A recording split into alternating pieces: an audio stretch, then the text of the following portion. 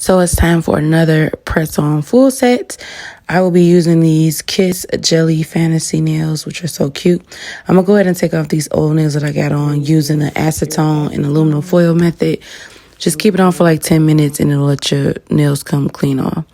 I'm going straight in to file, make sure I got a clean base to lay these nails on. And then I'm going to go in with my drill that I got from TJ Maxx to clean up my cuticle area, get rid of any extra skin, and boom, that's what my nails look like. Now I'm setting out my sizes so we don't have to be digging through while we're doing this, okay? Next, I go in with the primer to make sure that none of my nails lift.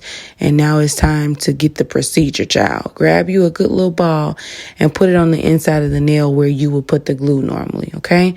Then you're going to flip the nail over, push your cuticle down a little bit with the nail, and then let the nail rest.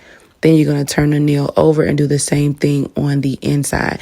This is going to give you that sturdy feel that makes you feel like you got a full set done at the shop. Then I'm going to go in and file my nail. You don't have to do much filing because it's already shaped. And I did the full set very neatly. And look how clean that looks. Don't that look like I went to the shop, y'all? Follow this step for every single nail and boom, you're done, boop.